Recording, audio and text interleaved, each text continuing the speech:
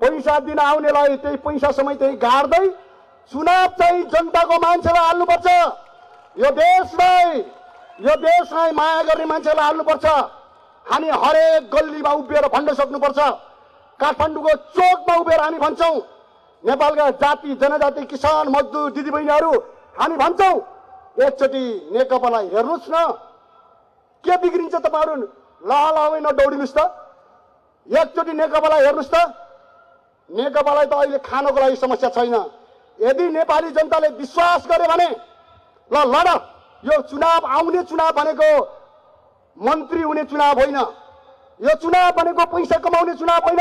हाम्रो पार्टीको दृष्टिकोणमा यो चुनाव भनेको क्रान्ति हाँक्ने चुनाव हो, नेपाली जनताको पक्षबाट लड्ने चुनाव हुनेछ।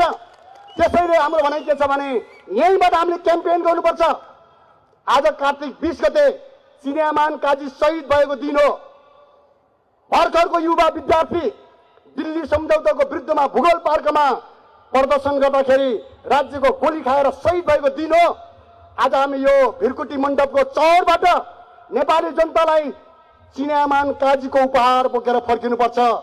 जसरी चिनियामान काजीले देशको स्वाधीनताको लागि रगत दिन तयार भए नि, आउँदो लडाईँमा देशको स्वाधीनताको पक्षमा नेकपासँग हामी छौं भन्ने एउटा अठोट बोकेर यो मैदानबाट हामी फर्किनुपर्छ र आउँदो चुनाव सामान्य हुने छैन।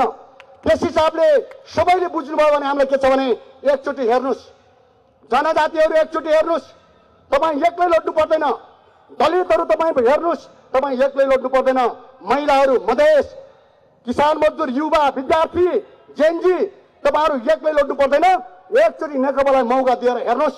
जसरी 2 वर्षमा यो पार्टीले हामीले आफ्नै खुट्टामा उभिएर बाँच्न सक्ने बनायौं नि, तपाईले मौका दिनुभयो र नेपालका 1,40,00,000 युवाहरूलाई देश निर्माणमा जुटायौं भने 5 वर्ष होइन 3 वर्षमा यो देशलाई म नेपालको हुँ भन्ने बनाउने हामीसँग एउटा चाहना छ र मनोबल छ।